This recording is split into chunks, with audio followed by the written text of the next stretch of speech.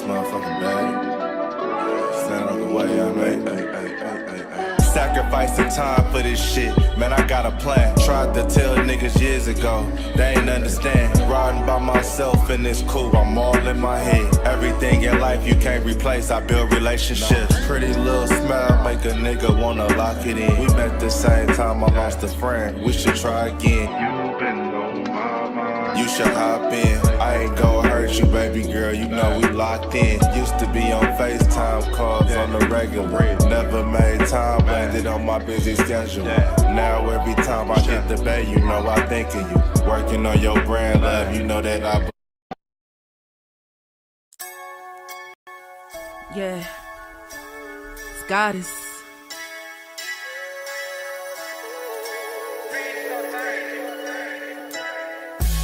And I'm a day one type of girl.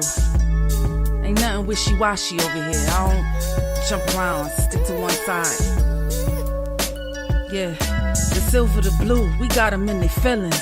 That star on the field, come pay the D a visit. They say it's hatred, is it? I call it hate and simping. Cause if we wasn't that hating, they wouldn't be in our business. Listen, West Coast say the water tastes better. The fan base go harder, and all the ladies get wetter. Yeah, that's how it is when you straight reppin' for Dallas. We get it in the trap, and landlord tell us what's happening. No explanations in no shape, form, or fashion. When Henny drop the stats, ain't nothing else to be asking. Them numbers don't lie, that's why your argument dry. And we still got them rings, you got your eyes on our prize. Whether an eagle, a giant, or a commando, you in the parking lot crying, we in the Lambo. We stay in our bag, we run it up in the draft. You still talking about the 90s, so who's stuck in the past? Get off me, and I'ma need you 6 feet back. And we ain't hearing nothing till your team beat that.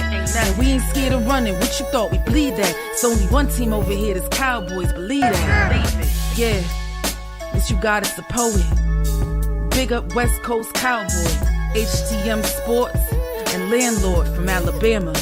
Y'all check them boys out. Now don't play around with the Cowboys content.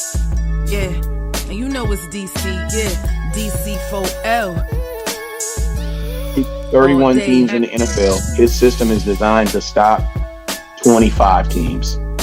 Shit, I need a linebacker that's over 200 pounds. I need a defensive tackle that you got to pull away from the buffet.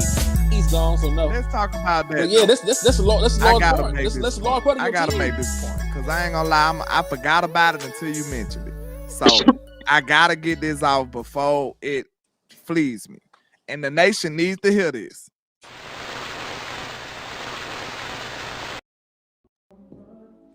Man, and we are live.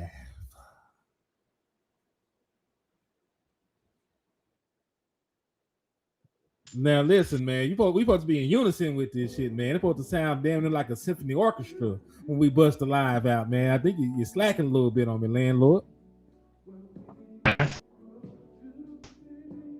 It's all good. My bad. Man. It ain't nothing but Got you next time. I got you next time. Talk about time. what I'm talking about, man. Listen, man, you know that's a death penalty if you don't hit that. If you don't hit that shit right, man. Like we gonna have you gonna be off rhythm by like 2 seconds, and a bullet is gonna spin and spontaneously hit you in your cranium for no reason. You know what I'm saying? Like we can't be messing up the live. Yeah, like I ain't know that. I ain't know that. The rules and regulations. I did it. Yeah, there's some rules and regulations to this shit, man. Damn. But salute to we don't never read the terms and conditions, man. Nah, who is we? See, I be looking over everything. See, that's how y'all be ending up in these 360 deals and shit. I be looking at everything. I don't know what this we stuff is. Like, matter of fact, that's how I knew it was in your contract and not mine. You know what I'm saying? like you That's crazy work. I refused to sign the contract unless it was you that had to take the bullet. That's wild. I knew it was on him. I knew him was gonna do me bad like that. They say Henny's so violent. No, I'm not. I wouldn't hurt nobody. I ain't finna kill nothing and let nothing die, man. So hey. But salute to everybody out there, man. This is Cowboys Convos, where we have conversations about the Dallas Cowboys. I know it's crazy, right? It's very self-explanatory. But Stuff in the world that actually I'm makes feeling sense. more. Yeah. Yeah, like most stuff don't make sense in the world, man. But this does. This is very straightforward. We be trying to make it work for y'all. Now, I am Henny Demore, owner and proprietor of the liquor store. This disembodied voice you are listening to, it's not my conscience. This is my brother landlord from Alabama, the owner of the Trap, the founder of Ligaments Are Us, and the number one consumer of Fugazio. Taste the poverty. We got to bring that shit back. we been slipping. But that's the Hold on, hold the phone. No Hold on. Intro got us in the building. Says, "Hey landlord, I got a new intro almost ready for y'all. New year, new intro. Oh shit! I wish I had some explosions or something. Hey, we got that new intro got us dropping soon, man. That's what's up. That's what's happening. I'm ready to hear it. Hey, I'm ready to hear it. Let's get it in." Hell yeah, new pack from the touchdown, man. Salute to you guys too for always showing love, supporting, doing the intros. Always ready to support, man. So I appreciate you for everything that you do, man. Like real talk. And listen, Absolutely. Y'all make sure y'all go check her stuff out. Absolutely. Hell yeah. And Devin said it makes its own gravy. Yes, Fugazios do make their own gravy. You got to pour water in, but don't eat too much Fugazios. If you eat too much Fugazios, your stomach will just get rock hard. And you have to go see the lady about that. Not even the doctor. You got to go see the lady. You got to see that lady about it. Yeah, because the doctor just going to look at you. He's going to shake his head. Like, there's nothing I can do once it got to this point. So you gotta go talk to your lady about the problems, man. Because that's a problem you got to live with after that. That's this shit crazy out here. But yeah, man. Yeah. We just met our new defensive coordinator, y'all. How y'all feeling about that, man? I seen a young black man up there doing his thing. He had on some buffs and everything. I heard this man had some Kobe's on. Like, it's a new day in Dallas, y'all. It's a new day. This man is young and got some fresh ideas. I'm loving it. Hey, it's a new day. And I'm going to say this just to set the tone about how I feel about it. Okay, me, I don't know if y'all know, I'm not just the most chill dude. I'm an intense kind of crazy dude. That's me. Alright? So I kind of get it though. He's a chill type dude saying like, and like, that's really off brand for the Dallas Cowboys, I feel like. And I look at it like this too. Usually, when Dallas do all of this stuff and have all these bells and whistles and throw a parade about coaches and shit, they would have been doing that.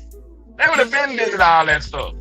But this time around, I didn't see all the glitz and the glamour and the flair and all that razzle-dazzle shit that you usually get from Dallas. Like, he didn't have no signature quote or no signature mantra. To me, that's actually a great thing to be in Dallas and that happening. Because guess what? Y'all know we typically do anything for clout. We exactly who the Migos was talking about. We do anything for clout. And I feel like nobody on the planet Earth outside of football people knew who Christian Parker was. And he don't seem like the out front, in your face type of guy. I feel like all of those are great signs to what? This being a hire about football. And to me, I feel like that is a breath of fresh air in Dallas. Go ahead, yeah. I agree.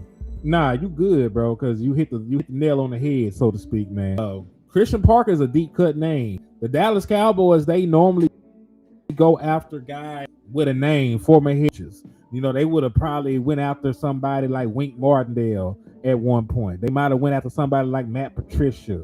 They might have went after somebody, like who else was a former head coach on the market. Matter of fact, like a Sean McDermott. The moment that Sean McDermott hit the open market, this coaching cycle, he would have been a Dallas Cowboys in years past. You know what I'm saying? So they did go against the grain, and we did show our work and showed like, hey, this is the most extensive coaching search they've done, in recent history for the Dallas Cowboys. They only did like 2 interviews the last time, like 2 or 3. They did like a dozen this time, boy. They did like a dozen, in trying to get this done. Yeah, Jim Schwartz. Like they would have went after the big name head coach, that failed somewhere. Like they never, ever, ever, like give the young up and coming hot shots the opportunity. Because, and listen, somebody they pointed out during the press, and we're going to play parts of the press. Like I got like 5 clips from the presser. We're just gonna play. We're not gonna watch an hour of a presser because we got other shit to talk about. They dropped what they said Max Crosby asking price is in a trade. They talking about Minkah Fitzpatrick being on the trading block. So there's other shit we gonna talk about, not just the Christian Parker stuff. But to throw our young up and coming DC, hell yeah. Talk about our young up and coming DC. Shit. I like the process just because like everybody that got a second interview, they got a defensive coordinator job. Even the nigga we all hated Jonathan Gannon. His ass is the defensive coordinator right now for the Green Bay Packers, the other storied franchises in the National Football League. So you're not like, they went out there and talked to guys that weren't being courted and stuff. Bronte Jones got a defensive coordinator job right in the same goddamn division. Right? So like all the people that we actually show interest in, they were really highly touted candidates, and I'm glad that this shit went this way. And real quick, I'm gonna let you go add to it, but I got a $4.99 super chat from the brother Numb Hand Neil, the serial slapper himself in the building. Salute to my guy. He said, "Up, gent. Slapped up so many E-Girls fans over the weekend into today. I was count. Was working overtime even on a Sunday. You're doing the Lord's work, my brother. Because anytime you lay hands on one of these flying infestations that we call Eagles fans, you're doing what God intended you to do. They say thou shall slap all shit eaters, in the vicinity. My name is Lord. That what it says. You didn't read that part of the Bible. I'm sure you did, but it's in there somewhere. But salute to Numb Hand Neil in the building, man.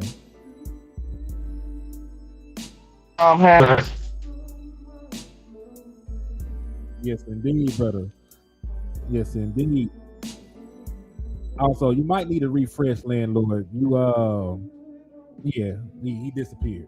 So he'll be back momentarily, man. So while we work to get landlord back in the building, man, we're gonna start playing the clips. Like I said, we got about 5 different clips, of the presser from Christian Parker. We're just gonna listen to what they had to say. We're gonna analyze it. And listen, I said we're gonna analyze it. We ain't gonna overanalyze that shit. Right? At this point, we're gonna listen to what this nigga said. He said what he said. You know what I'm saying? I'm not finna, overdo it, or none of that shit. So we just gonna talk about. She was second bath last time I checked. Okay. Okay. Cool.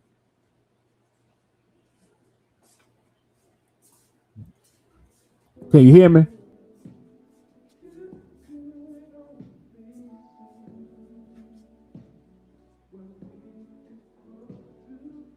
Can you hear me, Lane?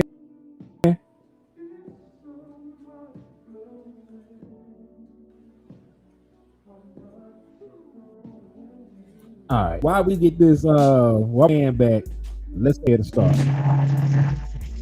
Yo, I'm back. All right. Okay, cool. All right. We're gonna go ahead and start playing the clips, Steven. Let's do it. John Machota with The Athletic. Obviously, a big part of your job is teaching. What do you think makes a good teacher? I think you have to know the student first and foremost. You have to know who you're talking to. What might hit one player's brain is going to hit different than another. So, being thorough and being detailed, being very clear and concise in terms of your messaging, and when to correct, when not to correct. Sometimes players got to touch the stove. You just want to do it in a controlled environment. But just how to do that, the diversity of teaching, whether it's on the field, in the meeting room, Kahoot quizzes, physical quizzes, showing them video examples, having them teach it in front of a room. There's so many different ways that you can kind of get in the weeds of teaching scheme, technique, situational awareness, and really you just want to expose players to as many different examples because it's going to hit everybody differently in terms of how they're able to learn.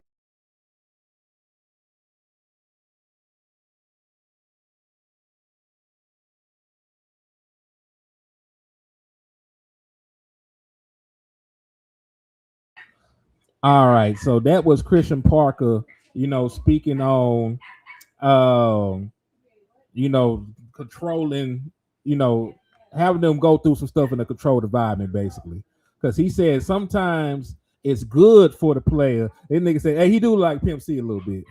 But they said it's good for the player to touch the stove sometimes. They just want them to bump their. He basically saying it's okay for them to bump their heads, but they want that to happen in a controlled environment.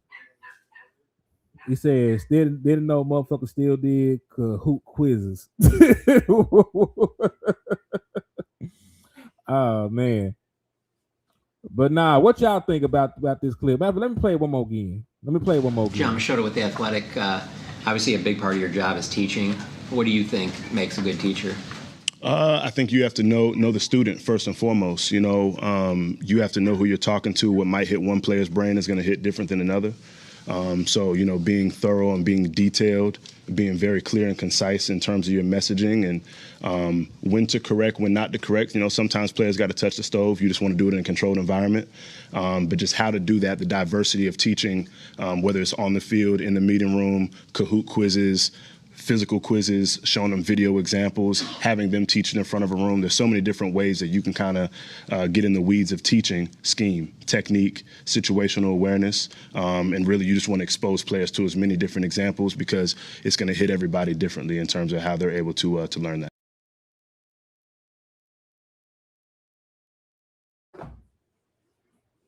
All right, so yeah, I like that shit. Lan, what you think about what he said in regards to his approach to teaching, man? I love the aspect, the way he said, to get them to teach it themselves. I like that because you will know if he's really retaining the information. Like, hey, get up and show me, get up and show the class how we got to this answer, or why we should do this scheme, or why we should. You know what I'm saying? Like that's a great way to make sure everybody paying attention in class participation because you don't want to be the guy who get called on and you don't know nothing.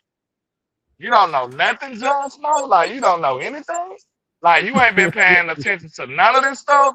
Like now you look like an absolute goof, and your whole team gonna look at you funny too. Like y'all gotta remember, like, bro, even though we know it's always gonna be a few slackers on the team, but at the same time, bro, like we all trying to get this money. We all gotta come and go, trying to win, trying to be good players. We trying to build something, and you over here slacking and not even paying attention. Like that's a red flag, bro. And like if it ever come down to a vote, you know you gonna be the first nigga off the island. You gonna be the first one gone. So now I love that. I like that. That's a way of putting somebody on Front Street without putting them on Front Street. Yeah, and it also shows accountability, man. Because man, listen, you owe it to yourself, not just your teammates. You owe it to yourself, to pick up what I'm putting down, man. And like they said, man, like he's very detail oriented, because a lot of what he said, because he was talking about what's the word that he used just now when he was talking about situational awareness. Like there's a time and place for everything, man. If this motherfucker me 3rd and 1 or 3rd and 2 or some shit like that, there's a certain amount of plays that are going to be run. There's a certain depth that you need to be at. There's a certain everything that happens, man. Right? You got to read your keys. If people have a certain, formation out there, if it's a 3-by-1 or 2-by-2, that you play it differently. right? You know that your responsibility changes depending on what they're lined up being. What hash are they on, right? You got to be aware of this shit. Down the distance, play formation, and everything else, man. So I'm glad that he was harping on that. And I like how he said, hey man, sometimes you gotta let them touch the stove in a controlled environment. Now, when we were kids, man, grandma ain't gonna tell you not to touch that stove but one motherfucking time. Because your ass gonna learn after you touch that bitch, you ain't gonna want to touch it no more. Like real talk. So I like that aspect of what you go on your lesson after that. I promise. Mm-hmm. All right, so let's play this next clip though, man. Because listen, so far so good. I like the first thing he said. All right, so I like that first one. So let's see what they say. This one is a little bit shorter. This one is about 39 seconds. It's like a 39-second clip. Let's see what they talking about. They started the process. You could tell there was an aligned vision for what they wanted in the position, where we wanted to go forward. Obviously, a great deal of respect for not only the organization. So they started the process. You could tell there was an aligned vision for what they wanted in the position, where we wanted to go forward. Obviously, a great deal of respect for not only the organization, but the players involved on the team, having been in division for the past 2 years and having different times going against them. Significant offensive firepower, stayed up a lot of late nights trying to prepare for. So it always helps when you have a franchise quarterback and offensive skill players on that side of the ball that can control the game for you.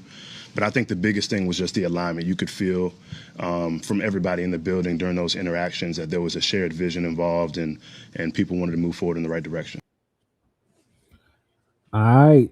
So far, so good. What you think of, and they were basically asking him about the fit, like why he decided to come over here to Dallas, and that was his answer.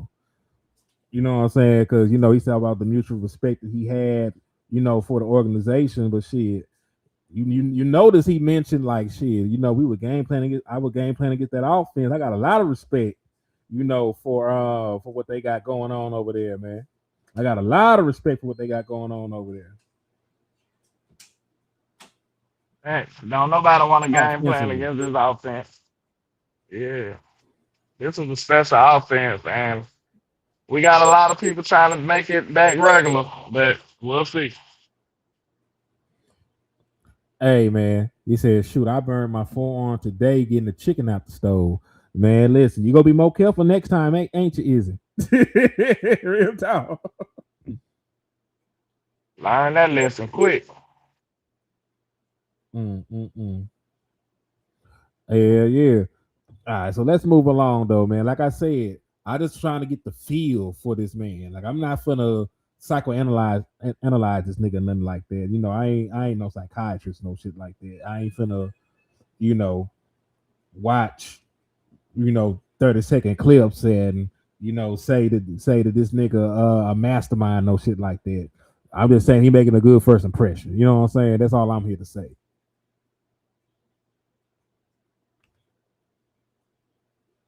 Facts, he did that. All right. Oh hell no! Hold on.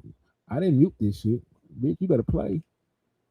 I bring your bitch ass on here. I had to beat him by 2 years, but I say that in jest because now I gotta start this one over. My bad. The way he carries himself, he's wise beyond his years. I mean this. He's convicted.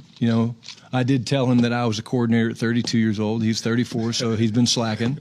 I'm a little disappointed that I had to beat him by 2 years, but I say that in jest because he's been preparing for this for the last 4 or 5 years.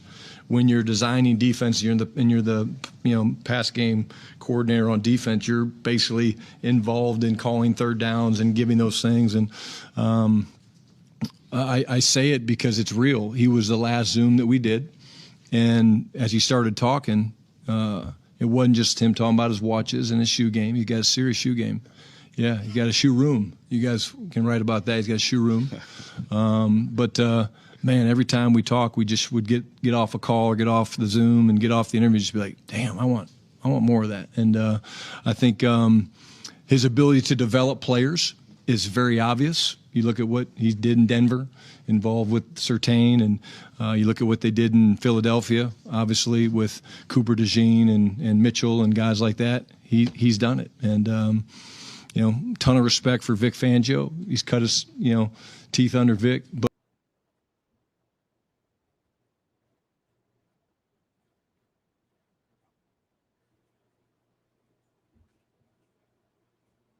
Okay, good. So yeah, he was just talking about, what he liked about him personally, going through the process, and listen, folks were saying the moment that they talked to him, it leaked very early after the first Zoom meeting with Christian Parker, how blown away they were by their conversations with the man. You know what I'm saying? And remember, that was unprompted. It was unprompted. You know what I'm saying? Like, they came out the blue, like, man, that motherfucker Christian Parker, oh my God. You know what I'm saying? Like, these folks that said this stuff had no reason to even leak it. They was like, hey man, like, they say that he really liked that from the way he interviewed and how much they liked him and stuff like that. I can sort of understand it though. Yeah, I love it. I like the fact that he said, hey, I'm not just this regular guy. I'm not the same guy as Vic. I'm my own man. Just like any other man would say or be. You know what I'm saying? Like, I'm not a carbon copy of Vic Fangio. I got my own beliefs. I got my own spin on the philosophy that he got. I collected some of my own thoughts and some of my own scheme, anything like that I collected and made it my own, basically. Like, I'm putting a new modernized spin on Big Fangio with a touch of myself. So I think that's what we signed up for. So this right here, I say we gotta set the expectation right now. And I'm not saying like top 10 first defense in the world. This I think the bare minimum expectations of what we want from Christian Parker is a modernized, up to date, new model of what Vic Fangio did. You know what I'm saying? I think that's the balance. I think that's what you hire Christian Parker expecting. I want the new hot shot ideas coming from a core principle base of what Vic Fangio represents. See what I'm saying? Like, I want the new modernized hip version. I think that's exactly what's going on. And I think that's what we want if you hire a guy like Christian Parker.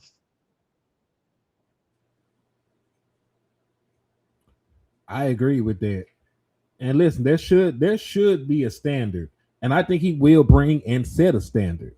You know what I'm saying? We're not bringing him in here, just to have any kind of defense. He's highly respected, he's highly touted, he's highly regarded as a teacher, a technician. They think he's a young up and coming savant. They say all these great things about him. So I got high expectations, for Christian Parker. And it's going to be dependent on what they give him to work with too, because I don't expect him to turn water into wine. Like, only person that can do that is the Lord himself, right? So it's still, the onus is still going to be on Jerry and them to get him the players he needs to make this shit work. But I do expect him for like guys like Siobhan Revel who have some upside and have some potential. I do expect him to help them develop and become better players. I do expect him, to have a plan and a vision for his defense and go out there and get it executed. And we're going to hear him talk about them being multiple. We're going to hear him talk about them, utilizing 3-4 looks, and, having some 4-3 spaces and shit like that. I'm going to need him to architect this shit if that's the case. You know what I'm saying? Like, you got these grand ideas, execute. I want to see how you build this shit, because you're going to have cap space, and, you got 2 first-round picks, to maneuver with. You can either draft with them bitches, you can trade them hoes away and get some veteran players in this bitch. Like, whatever you want to do in terms of using the assets at your availability to fix the defense, I want to see you do. You know what I'm saying? So let's not stay on it too long. We about halfway through the show. We still got a couple more of these to go, and we still. I heard that he had evaluated Siobhan Revel in the drafting process last year. what did he say his evaluation on Revel was though? Because I He know he didn't. said He he didn't evaluated the tell. nigga. He didn't tell what his evaluation was, but of course he's a defensive DB's coach. He's probably evaluated every DB there is like in the draft process. So that's not really groundbreaking. Of course he did. I would like to know what he thought about him though. I do too. Because listen, you said you evaluated him. You didn't say I evaluated him and I came away amazed. You ain't say none of that shit. You said I evaluated the nigga. All right, cool. We know that. 32 teams evaluated that nigga. That's why he had the grades he had. He had a first round grade for some people, and then he eventually got drafted as a top 100 pick. And Like what I niggas evaluated was he was terrible. Yeah. What if he would have said that? Yeah. Like, yeah, man, I evaluated Javon Revel last year, and he can't be a Dallas Cowboy. So, like, hold on. I don't want to jump the gun, but it was something I want to mention. I wish I could ask you, did you put this in now? But we'll see. We'll see. Fingers crossed. Go ahead. Ask me the question, and I'll know. I'll send it in the chat, in the back chat. Bet. We're gonna play the next First one. time you guys have ever met?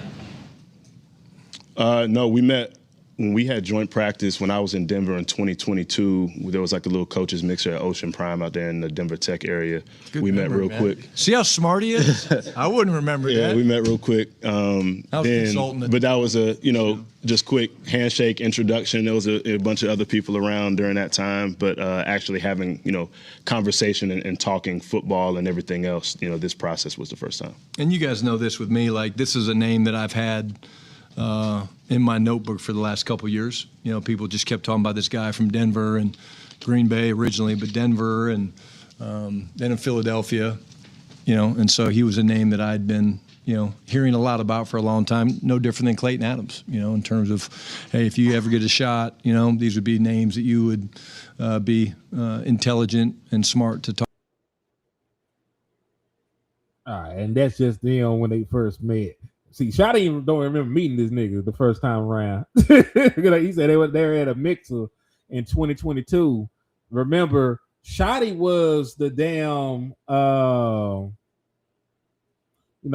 was the damn I forget. He was like a consultant. He was like an officer consultant. That's the word for it. Officer consultant back in 2022. And he became our OC in 2023, but that's when they met back in 2022. They had joint practice. If y'all might remember, because that's the year that Randy Gregory was out there bitch wolfing. If remember, the deal fell through with Randy Gregory with the Dallas Cowboys. He ended up signing a contract with the Denver Broncos, and he was out there wolfing at us in Oxnard when we had the joint practices and shit. But that's when they first met. They had a mixer, whoop-de-doo. And he said just now during the interview process is when they really got to know each other. But a whole lot of nothing, honestly. Like, I don't really care about y'all relationship like that, dog. I don't care. I don't give a damn. But I can't sit here and lie. I don't give a damn about none of that. Salute to Alpo Dog 9. He said, "Good evening, doggies. I like his swag and self-confidence to transform our defense. Salute." Listen, he carry himself the right way, man. He a former football player himself. He sound very educated. He has a track record that speaks for his damn self. So I like Cuz so far. And I don't know what Wes is, man. He probably out to get some money. You don't see Wes, he probably gets some money. Wes be out here moving and shaking, man. But shout out to my brother West Coast Cowboy. Absolutely. Shout out to Wes. One more clip. I don't know what it's about because I just went through the internet and downloaded all the Christian Parker snippets I seen, man. I just seen all the Christian Parker clips. I just started downloading them bitches. I don't know what's on here. We'll see what this last one is. Well, the first thing is we're going to be multiple. I think that whenever you form a defensive structure, it's about the players that you have. So core principles, we'll be a 3-4 by nature, but 4-3 spacing will be appropriate, 4-2-5 in nickel, different front structures, coverages behind it. But I would say being multiple is probably the most important thing about it. All right, so there we have That it. boy said, Multiple. shot it. Man, listen. Wait a minute. Let me find out Christian Parker did some old, you know what I'm saying, some Mike McCarthy type time and just found what Yeah, well, the first thing is found what his favorite word was and just used it. You know? Cause that shot his favorite word, multiple. He watched 3 shotted interviews and came in and said multiple. he won a job off of that. That's what it is, man. He's gonna be multiple. We've been hearing Shotty say that shit since he got the job, and yeah. So that might be what happened. Hey, it very well could be, man. Because listen, and I agree. You know, in the modern NFL, you gotta have a little bit more. No, we met. We had joint practice when I was in Denver in 2022. You know it's still playing I was gonna loop this one. Yeah, I know. I'm trying to loop it, so it'll be playing in the background. You know, that's how you make rolls. But because you mentioned it in front of everybody, now it's awkward. But I'm still finna play this. Oh, yeah. It was playing. But go ahead. I wholeheartedly, sir. I tried to mute it, nigga. You ain't give me a chance. See, that was wrong with black people. They don't let shit just play out. Like, you heard it, man. That's why you finna get spunked on, man. That's why that shit in your contract right now. Like, I might just have to go get some bail money for spin again, man, because you ain't playing fair right now. See, black folks don't be playing fair. We man. got that nigga under the jail. He under the jail. That shit always trip me out. Like, they got a dungeon in there. That nigga under the... Hey, I ain't gonna lie. One of the scariest statements in the world when they say, "Well, you'll never see the light of day." Like, damn. You'll never see the light of day. That's terrible. That is terrible. But go ahead. Nah, for real though, man. That shit just funny as hell to me. Like, nigga, like, put you under the jail. It's something like you in jail while you in jail, nigga. Like, you in super jail at that point. You in the jail of a jail. That's where you go. You in the jail of a jail is crazy. Oh God, get me strength, man. That shit funny as hell. Oh Jesus Christ! But yeah, man, nah. In the modern NFL, it is prevalent to be. They could throw anything at you offensively, man. 3x1, 4x1, 3x2. They can go out here in a heavy package. You can have a damn offensive lineman playing tight end. They throw wildcat at niggas. They do all kinds of shit, man. Wide receiver playing halfback. So if the offense could be that multiple, you have to be more diverse in how you're able to defend. So, I understand that he said they're gonna play some 3-4, base, but as he mentioned, like, hey man, we might do some 4-2-5, which is a version of nickel. We might do some 4-3 space and shit. We're gonna have some dime, we're gonna have some this, some that. They're gonna miss some that. They're gonna do some different things, man. And I think that you need that, in your toolbox to be a successful defense in the National Football League. It's not like it was, in the early 80s and shit like that. You could just line up in your base package all game because they folks are trying to run the ball 40 times and you can stop the shit. You can win. It don't work like that no more. You got to do a whole bunch of shit to be a successful defense in the NFL now. At least based on like fronts and disguises and coverages and shit.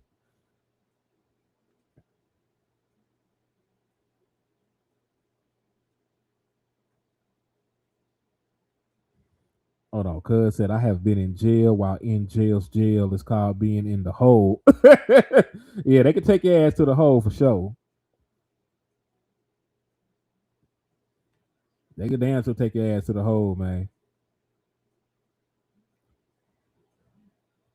But yeah, that's all the clips I got.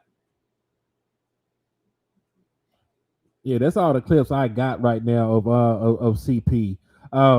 Put in the chat box though, man. I'm curious. What do y'all think about young Christian Parker, man? What impressions, from watching this presser? Do y'all like him? He said sounds like he talking from space station in the earth. No, like the secret location where he cuts people up and take their ligaments, they don't really got good service because you can't have too good service for what he does because they might try to call for help. So in the space that landlord I'm is actually in the hole right now. I'm in the hole. you're digging a hole to put them people in. But that's neither here nor there. Because listen, y'all, where you think them ligaments come from? That's all I gotta say. I ain't gonna even elaborate. Just think about He's what them damn snitching ligaments come again, from. y'all.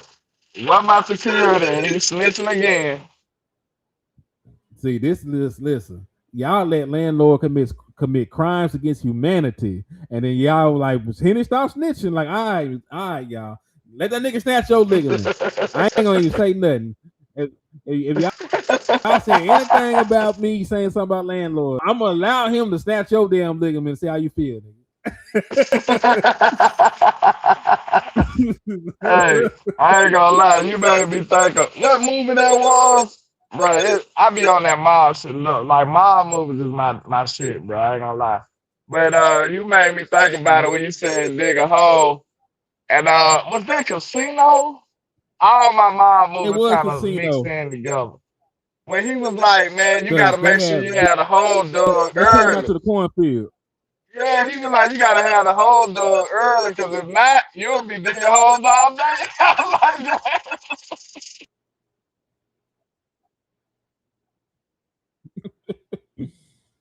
Man. You know what he means, He right? said, He hold like, if somebody on. see Neil you said digging the CP. hole, if somebody see you digging the hole, now they gotta go in the hole. You gotta Then now dig a you gotta hole. dig another hole. Like he said, Mm-hmm. you'll be digging holes all day. That's too funny to me. I ain't gonna lie. But was he lying, nigga? Was he lying? I don't think he was lying. He Because was if you telling the trying truth. That shit to, real. if you trying to get away with it, yeah, I'm just saying, if you trying to get away with it, man, you gonna have to dig another hole. You gotta have the I whole thought at the end of the day, freedom. niggas trying to go home. Freedom. Real talk.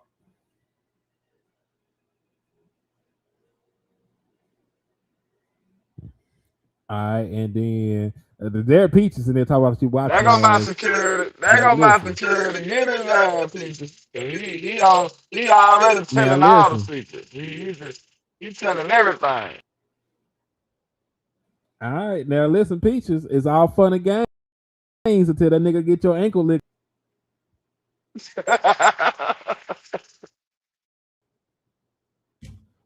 You won't even be able to walk around the house, walk around with landlord. But nah, I was saying what?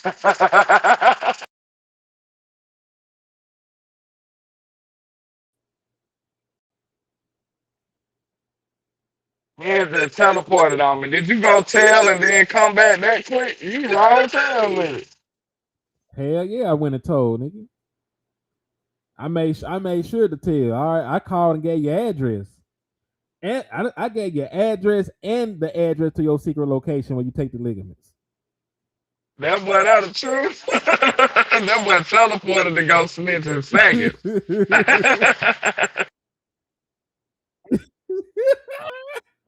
He says she ain't worried about it, but she on my ass. All He right. said, she on your ass.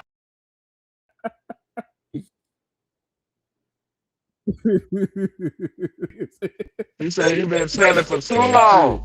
And Charlie, too long.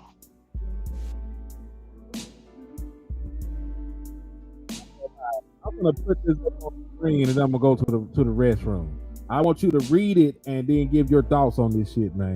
Cause we moving on to talk about some trade rumors and shit that's going on with the Dallas Cowboys. Well, not with the Dallas Cowboys, but with people that the Dallas Cowboys like. How about that? Cause this Max Crosby, everybody in the world want Max Crosby right now. So I'll need you to read that and I'll be right back.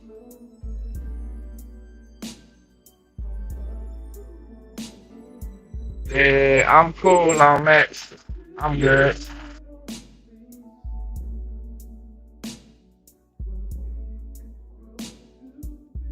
If we did that, we'll be in something. And we don't have a premium player that we can afford to give away and be good on the other end of that.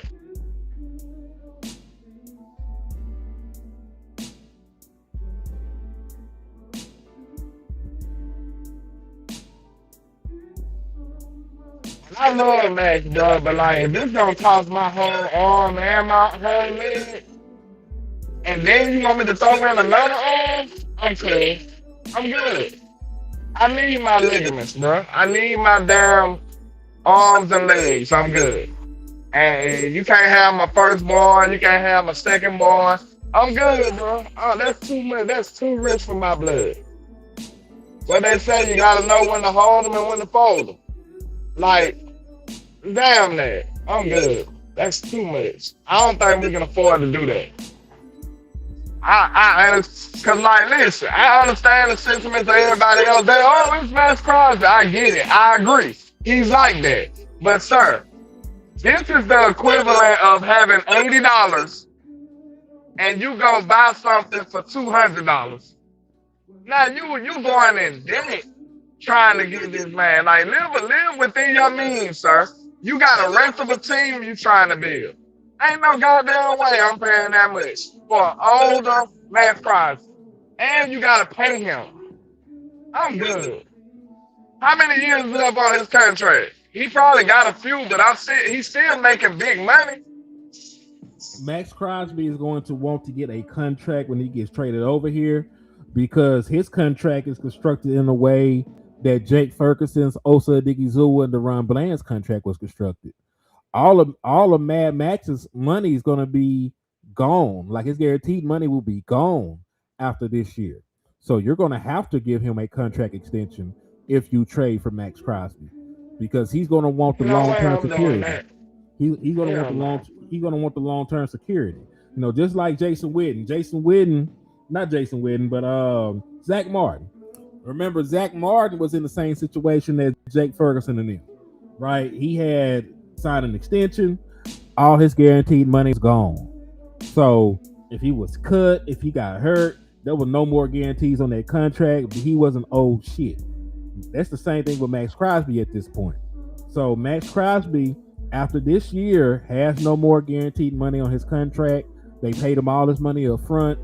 So basically what's going to happen, he's going to need a long-term deal, you know, for job security. No way in hell I'm paying that much. I'm sorry. I'm all the way out. Like, we can negotiate. Because think about this. The only way the Cowboys should do something like this, if they giving up 2027 draft pick and 2028 draft pick, them folks ain't gonna want no draft picks from way out there. They'll just take somebody who's willing to give it up this year or this year or next year. Like, the only way we do that if you talking about way in the future. I was gonna say, who is this premium player? I was just gonna say it depends on when it happens, because if it happens after the draft, of course they can't get the picks that just got spent. So, you know, if they trying to trade him before training camp and after the draft, this is shit that happens. Like when we traded for George Pickens, you remember we had to trade this year's 3rd round pick because the draft was already over. So if you can line it up to where we still draft with our 2 first round picks this year, and then we're shipping a 2027 and a 2028 first round pick out, I don't give a damn. I'm trying to win a Super Bowl. Them picks are gonna be worth a fuck. Who is the premium player? You'll probably have to give up a nigga like Osa. Maybe a package deal I with give up Osa. Yeah, maybe a package deal with like Deron Bland and Osa, some shit like that. Send them both You might be able to convince me to give up Kenny Clark. Them niggas don't want Kenny Clark. He's better than Osa. He's 31. Who's going to want a 31-year-old defensive tackle in a trade for? Well, we did because we were desperate. I was just about to say, bro, we just traded for this man. How old is Max? 29. That nigga probably turned 30 this year. No, he turns 29. He's not even 29 yet. So he's 28. He's finna be 29, and he'll play the season at 29. Oh, that sounds good. Then I ain't gonna hold you. Mm-hmm. Yeah, he's 28 years old. Then he'll turn 29 right before the start of the season. He'll play at 29. You know, so he's still in his prime. You know what I'm saying? Like as an edge rusher. But you know, when you talk about the defensive tackle market, 31-year-old defensive tackles, that's niggas like Jonathan Hankins. You know, DJ Reader's 31 years old. He'll probably be a cap casualty this offseason. He might be a cheaper option, you know, than somebody like Kenny Clark. Because no, Kenny Clark ain't no superstar. He a solid defensive tackle. He's no longer the Pro Bowl defensive tackle that he once was. 7-8 sack nigga no more. That's not what Kenny Clark is at this stage of his career. He a strong 3-tech that masquerades as a 1-tech sometimes. Yeah, they gonna say some shit like CeeDee Lamb. I'm not sending CeeDee Lamb. I know he got some ways to him, but CeeDee Lamb is fucking CeeDee Lamb. That man is on a Hall of Fame trajectory. CeeDee Lamb is going, if he continues at the rate he's at, CeeDee Lamb will be a Hall of Fame wide receiver.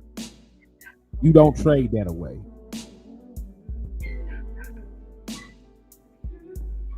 So yeah, so I don't know what we're gonna give these niggas.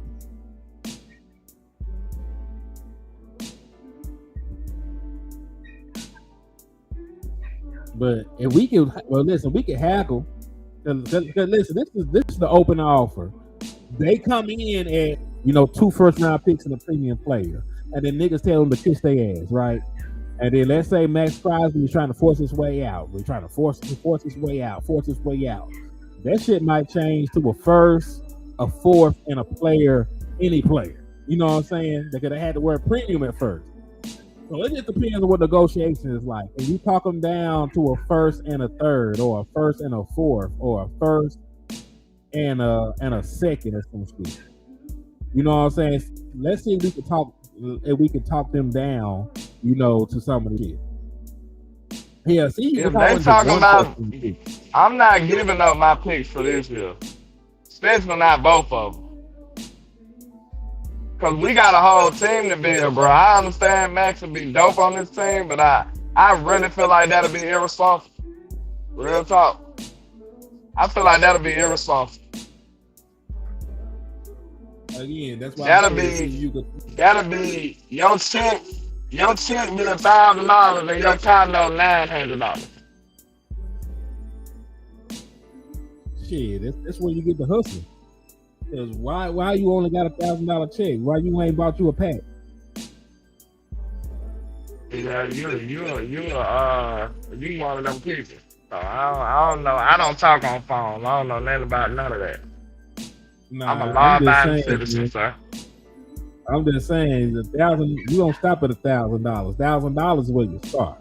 You know what I'm saying? You're supposed to have find a way to got you some more money. If you only making $1,000, nah, you gotta figure something out. You gotta get out there and make it stretch. You gotta make something happen.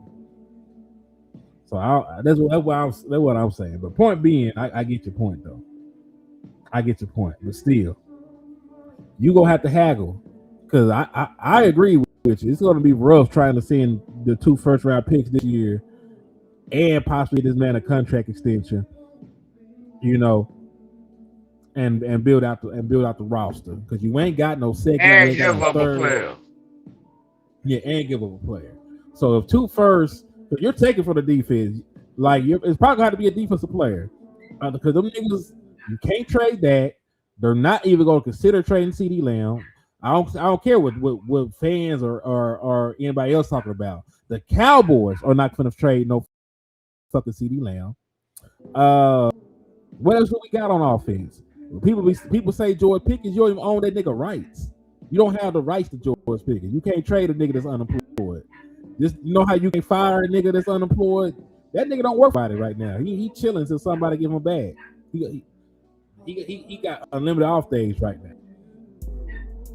So What do you act? What player do you actually have the rights to that you could trade? Because you don't have rights to George Pickens right now. You don't have the right to trade George Pickens just yet, and he's not going to give you the opportunity to trade him any goddamn way. He's not going to sign that tag. At least if it's the exclusive tag. If it's the unexclusive tag where you know he can still go out and negotiate, he'll sign that motherfucker because then he can still go out and talk to people about getting his deal. But if it's the exclusive tag, he's not signing this shit. And if he signed a non-exclusive tag, if he signs a non-exclusive tag, you probably still can't trade a nigga because he can negotiate with other people. So I don't really know how y'all plan to trade this nigga.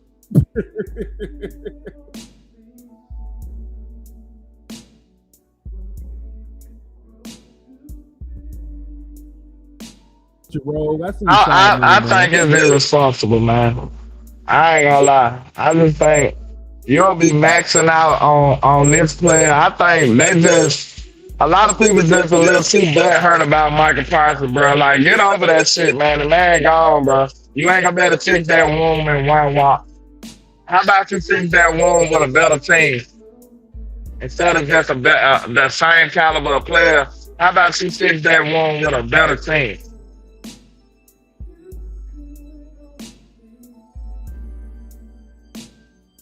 Nah, it won't, bro. We already done crushed numbers on that shit. It's not gonna cripple your team. And listen, y'all be forgetting he's not going to cost you. Like, let's say that George Pickens gets a $40 million contract extension. It's not going to cost you $40 million year one or year two. Like, his cap hit is going to be like $10 million to $12 million or some shit the first year. It's not going to do anything to prevent you from doing something for the defense.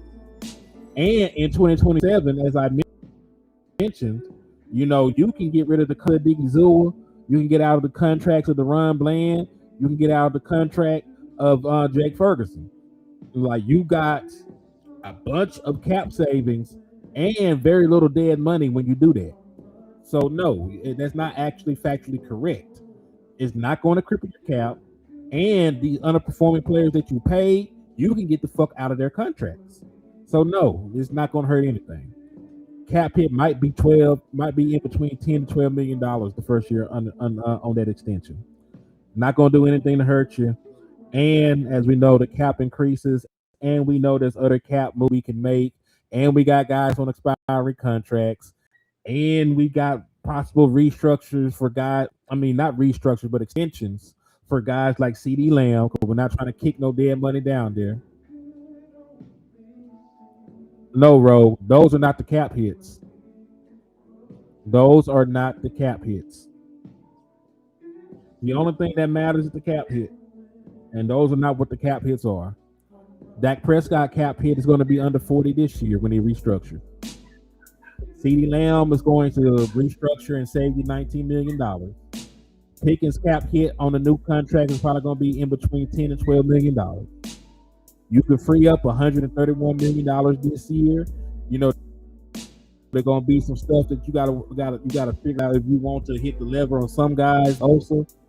Matter of fact, I'm not even going to flip the lever on Osa. I'm just going to cut him if I can't get him traded in the offseason. But point being, like, you got too much cap flexibility right now to be thinking about anybody crippling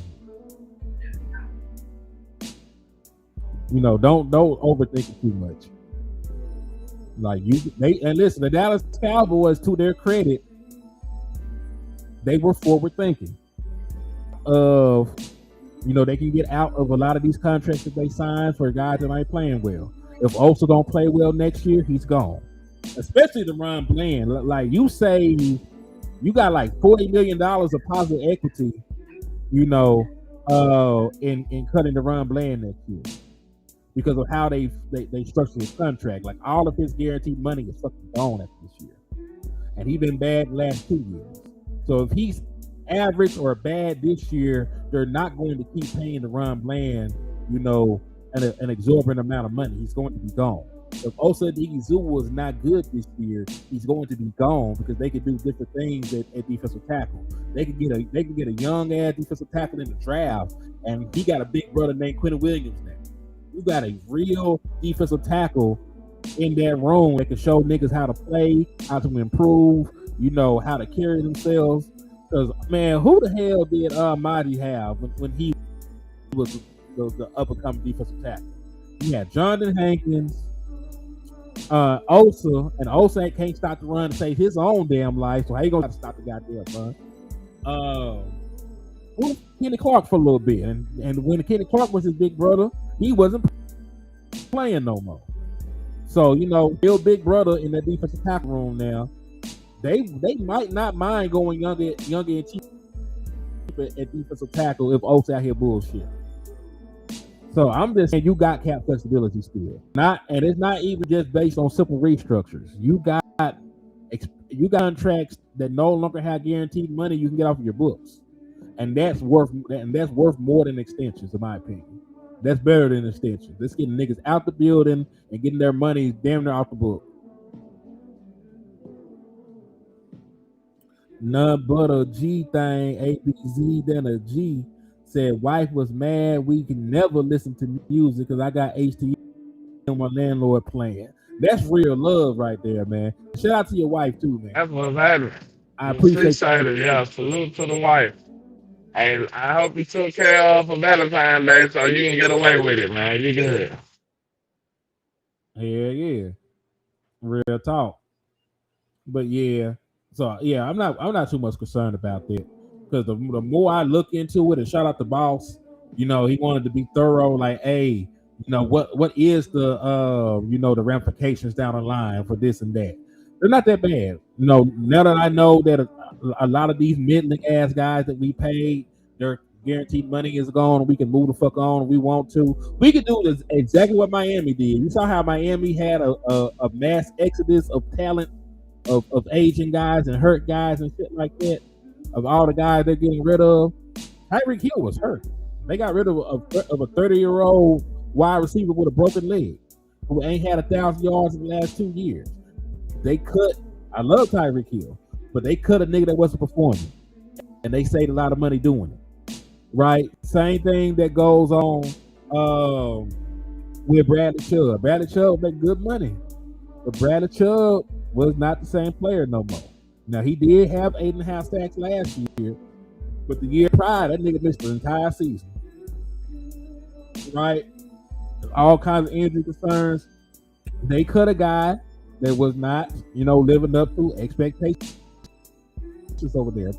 The Dallas Cowboys should be doing this track structured in ways where they can free up cap space, and it's way more positive equity, in the cap savings than the over dead money, according to Spotrac. And if you went by over the cap, it's even more. Like it's even better numbers. He said, wouldn't a Dak Prescott extension this year free up even more cap space in the future for us theoretically? Yes, if I'm not mistaken, it would. I have to crunch the numbers on that. The only thing that I played with in my stuff has been simple restructures because, they don't really want to have another contract negotiation. Like, you don't have to do anything with the restructure. You just gotta, inform them it's going to happen. They gotta get into an entire contract negotiation with Todd France to give that Prescott an extension.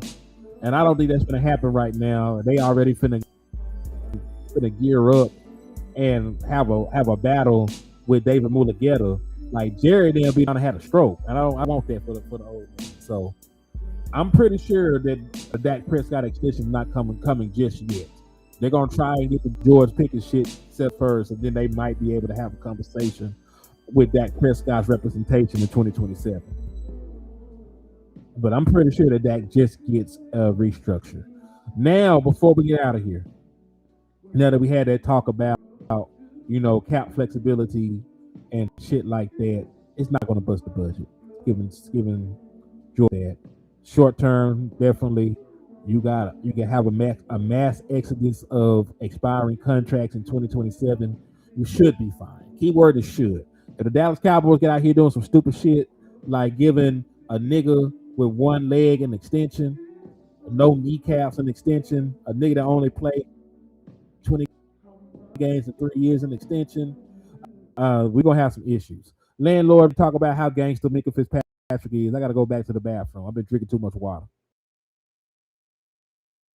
Okay, bet, man. Yeah, it's like the sources. Dolphins have had trade talks with teams regarding five-time Pro Bowl safety Minkah Fitzpatrick. Miami released 4 players earlier this week, including Tyreek Hill, and are in early stages of resetting the roster under a new regime. So, hey, I would absolutely love to bring Minkah Fitzpatrick into the secondary because we need it. It's time for an upgrade. I know some people are still in love with some of these players, but the way I look at it, if it's possible for an upgrade and it's within our wheelhouse, let's do it. You always want to get better. You always want to build on the team that you have instead of always taking away. I told y'all, the way this team operates, the Cowboys, how we usually operate, instead of building on what we have, we just replace. So just imagine trying to replace instead of building, if you was building a brick wall. The Cowboys look at it like, instead of putting a brick on top of a brick, we taking this brick down and then put another brick up there and then take that brick down. And, like, you will never build your wall. Like, Trump will be very upset with you, okay? So you need to be able to build upon what you have instead of taking away constantly, then build. Take away, then build. Like, now, you need to build on the team that you have and add stuff to it to make it better. How many times have we done that? The last time I remember us doing that, to be honest with y'all, was when we had picked up Stephon Gilmore and picked up Brandon Cooks. I feel like we added those 2 players to our team that was already structured and already good. We need to do that same thing now. Like, go ahead and sign George Pickens and add stuff to the team that we had last year. Be better than what we was last year. Get modernized versions of what we had last year. So we need to build upon what we had last year. So letting George Pickens go or doing anything crazy like that, that would be the antithesis of exactly what I'm talking about. And that's a problem. I agree wholeheartedly. You know, the only way George Pickens, the only way I'm allowing them to not re-sign George Pickens is if this nigga signs an extension for like damn near $50 million, some shit. Other than that, this nigga want 40, bitch, 120 over the course of 3 years, nigga. We're gonna guarantee like 98 or some shit like that. Give you a fat ass check at the time of signing, structure that shit. You know, we gonna call it a motherfucking day. You know what I mean? Like, fuck it. You know what I mean? It is what it is. You gotta pay to play.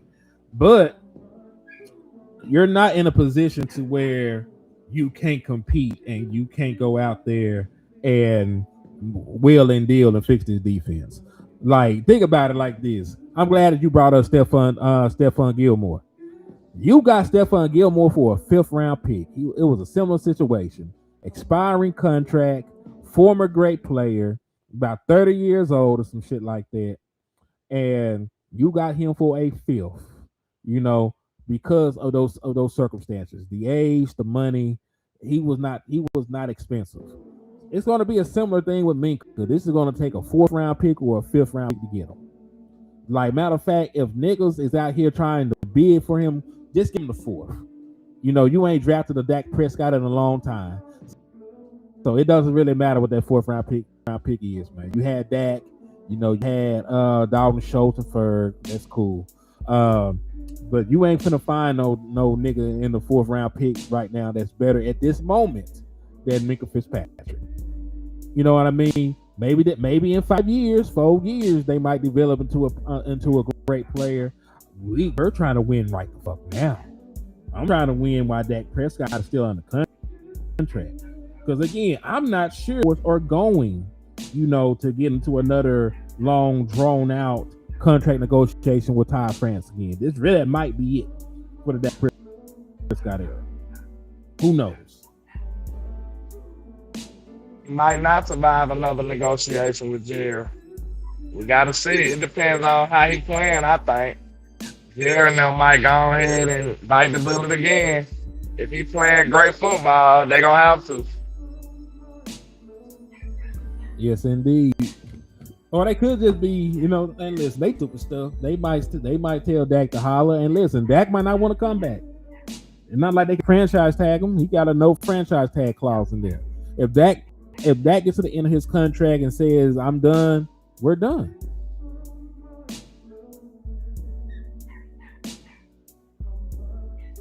Hey man, the views of any other of our content brothers are their views. They're allowed to have them. They put in a lot of work. We just ain't got to agree with them. You know what I'm saying? Like, I got nothing but love for my nigga Lou, for my nigga Boss, in regards to what they do as content creators, as a man. They good niggas all the way around. But I am very anti-trading George Pickens, for any reason. You're going to have to figure out that defense on your own, but you ain't touching my offense. I'm telling you, you'll be taking a step forward and 3 steps back. Cause a lot of y'all don't care about the offense because you had it.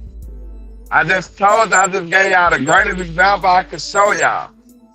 The Patriots needed a fucking offense.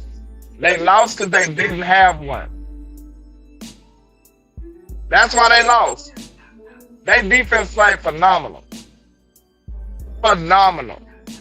And I told you, I called it. I said, man, Christian Gonzalez finna lock up JSN.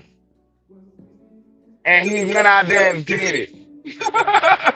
Them boys hoop. And nobody cared, because guess what? They had no offense. You got a phenomenal offense. Mm-hmm. Go fix this damn defense and leave your offense alone, man. Dak deserves better. Dak deserves better than some old random role player as wide receiver too. Give Dak, I just told y'all, give Dak his Tom Brady with the Bucks year. Give Dak his Matthew Stafford year. Give Dak them years when they just really go for the gusto and try to get it. Don't screw this shit up, man. Don't screw this up.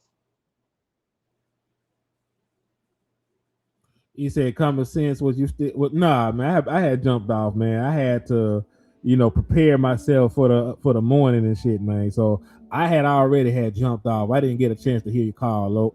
What you had said though, man. And salute to my brother Common Sense. But nah, I wasn't in the chat box no more.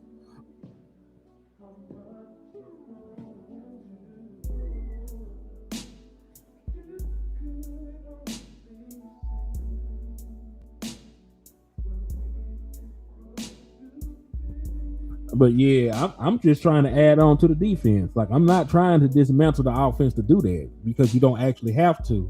And this is the thing that, and I mentioned it earlier in the show, you don't have the rights to trade George Pickens. It's a slim to none chance he puts himself in position for you to trade him. He's not under contract like Micah Parsons. Even once you put the franchise tag on him, he's not under contract until he signed his name on the dotted line. And why would he do that when that's his only leverage in contract negotiations? It don't add up. It's hard to trade a nigga that's not on your team technically, because he's technically you got his rights in name, but until he put his name on the dotted line, you don't have rights to trade him. It don't work like that. He's not a slave. This ain't a plantation. You can't just order the nigga to go somewhere. You can't just ship him from the Tallahassee, up there to New York. You can't just do that. You can't just ship him from Dallas to Las Vegas. It don't work like that. You don't own that nigga outright.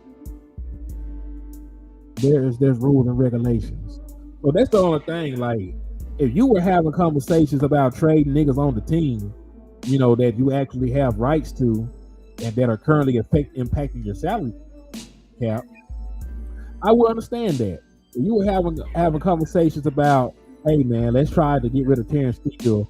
You know, we can save $14 million by getting rid of Terrence Steele. We can give all of Terrence Steele money to Max Crosby if we can get him over here. That's a different conversation. You know, and we having a conversation about, hey man, I love Kenny Clark, but we say $20 million cutting Kenny Clark. We can take Kenny Clark money and take Jake Ferguson money and give that shit. I'm not Jake Ferguson. We could take Terrence Steele money and take Kenny Clark money and give that shit to Max Crosby. You know what I'm saying? Like, that's a different conversation. Them entirely different words. You know what I'm saying? Like, nobody would be opposed to that shit. But we talking about getting rid of a 25-year-old all-pro player. Who did that with just last year. Nigga, that shit didn't work. The last time you got rid of a 25-year-old all-pro, your team was way worse for wear because of the shit.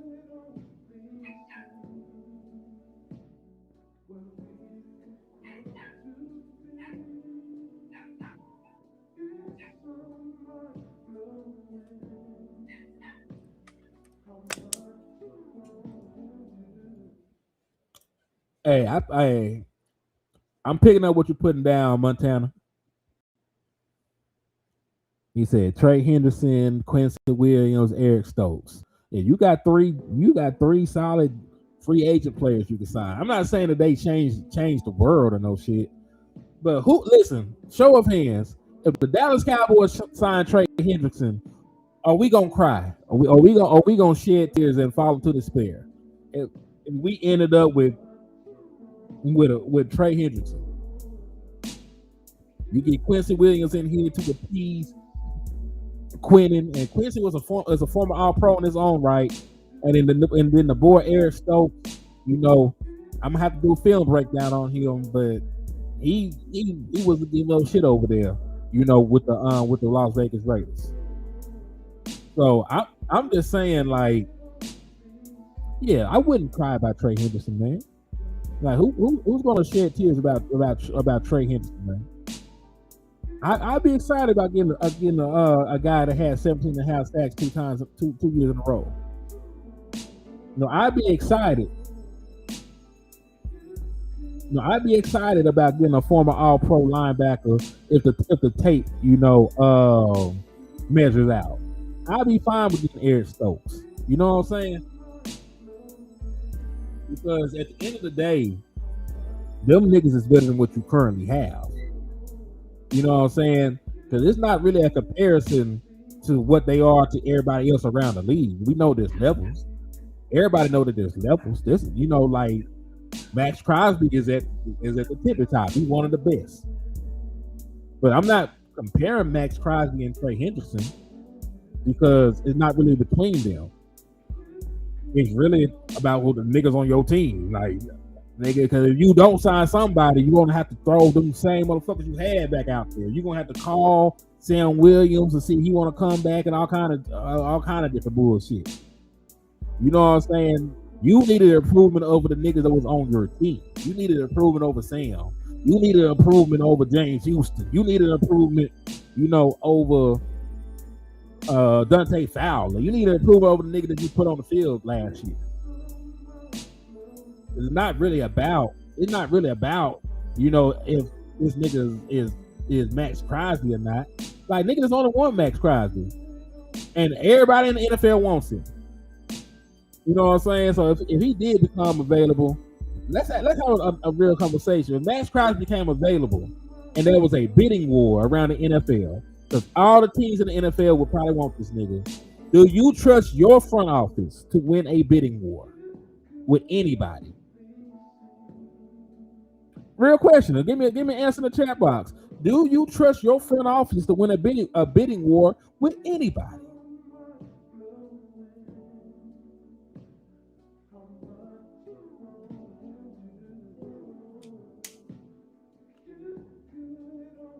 Cowboy fan Trey with the $4.99. He said, Henny, if we wasn't a top defense with Minkah, why would we be a top defense with Crosby surrounded by the same talent? Explain. Well, this is the thing that I wish that we saw with Micah Parsons. We did not get a chance to see Micah Parsons with a good defensive tackle room. That's the only thing I will say. if you had defensive tackle, the caliber of defensive tackle play you got right now, and you still had that same edge room. But think back when we had that pass rushing core. Think back to when we had Micah Parsons, the Marcus Lawrence, a younger Sam Williams. We have Dorrance Armstrong on this bitch. We had a younger, more productive Dante Fowler. Like, we were so deep at pass rusher, we had to play Chauncey Golston at defensive tackle. Chauncey Golston's position were so deep at pass rusher at that point. But the best we could do at defensive tackle at that time was Jonathan Hankins, Osa Odighizuwa, and Mozzie Smith. Like, that's all we had for them niggas. Imagine if we had a defensive tackle room with Quentin Williams and Kenny Clark and Osa Odighizuwa. You know, we still have Micah Parsons and Tank. Like, that would be a gangsta ass front. That'd be a gangsta ass defense. So I'm not gonna sit here and act like you listen. If you did get Max Crosby and you were able to keep your defensive tackle room in place, and then let's say Donovan Izaraku, you know, woke up and remember how to rush the passer, you have a gangsta ass front that will terrorize niggas all game, right? Like, that is true. Like, if you drop that nigga on here and you have these defensive tackles and you get one more nigga, maybe you don't even depend on Eazy and you just resign, you know, like the Davian Clowney, or you take you know, or you take a flyer on a nigga like Bradley Chubb or some shit that at least you know can rush the passer situationally and shit. If you did that, you would have a good ass front. But, you know, I'm not gonna elk away from that. If you drop a nigga like him with the defensive tackle play we got, that shit would be gangster. But, you know, what I'm saying in totality is this: I don't expect them to get Max Crosby, because I don't expect them to win a bidding war with niggas. So I do think Max Crosby will make your team better, but the key person that keeps coming up in how you acquire Max Crosby, you don't even own the right to trade the nigga. You know, and that's the thing, because he's technically is not even on your team right now. He's technically a free agent until you put the tag on him. And even then, you don't own the right to trade him. He would have to sign the tag. And then if he signed the tag, he would still have say so in where he's sent, because there would have to be a damn contract in place, you know, before he got traded there. So it's convoluted to try and trade George Pickens. It's harder than it seems. Like, people act like it's just simple. Like, you tag him, you trade him. It don't work like that. We're not being honest if we just say that you just tag a trade. It's don't work like that, bro. It don't work like that.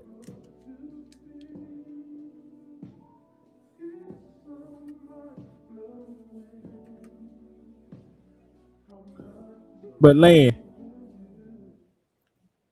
there, nigga. I would be there if you wouldn't just stop the show and ask, you know what I'm saying? But what's up? Damn, now showing ass. That shit crazy. I said you stop the show and ask. I didn't say man, I don't speak that way, sir. Nah, you speak such a way, but you know, you just don't want people. I'm just as professional as Christian Park is, sir. I'm just as professional. No, sir. I never seen it a day in my life. Never seen it a day in my life. But yeah, man, what you think about that? Because we finna have to get ready to shut down in a little bit. So I want you to do your soliloquy.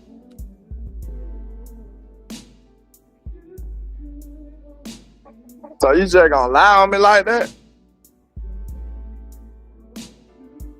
I lie on you, nigga. I said I need you to give you a soliloquy. That's crazy work.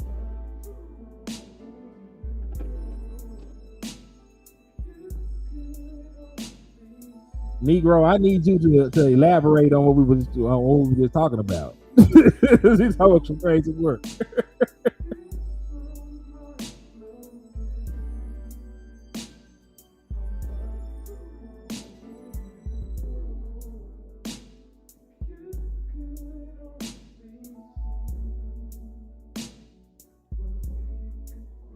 See, the ligament dealers ain't shit.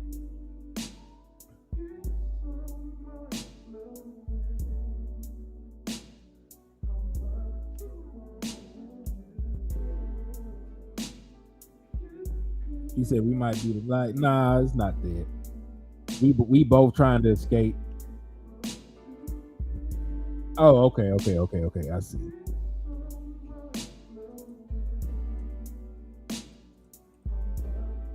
Y'all bear with me 1 second. We finna give our closing arguments, then we gonna escape because I got some shit I need to do.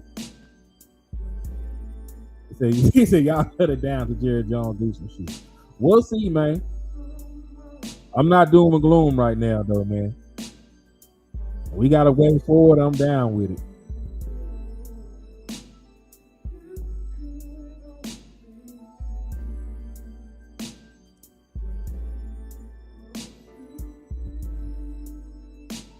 You said landlord got America online. Nah, man, but shit, I do got to depart though. You know what I'm saying? I got some stuff I need to handle. We've been on here for an hour and a half.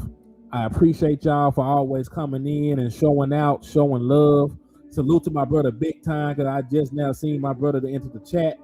Thank you for always being a stand-up guy. We're going to have to do some more work soon, man. We ain't been doing enough work. We're going to have to tap in over the weekend if you're available, brother. But yeah, man, I appreciate y'all for everything. On the way out, make sure on both platforms, in the trap and in the liquor store, make sure y'all hit that like button. Make sure y'all hit that share if you care. Make sure you slap the dog shit out of the Eagles fan, because you know them niggas deserve it. And please, we ain't too proud to beg. Make sure y'all hit those cash apps or them super chats on the way out, man. You know, we can't do these kind of shows, these unadulterated shows, you know, all this cussing and fussing what we doing. We can't do that and get sponsorships, man. So please make sure y'all show some love on the way out, man. And in the words of my brother West Coast, man, never look down, because the style is up. Peace.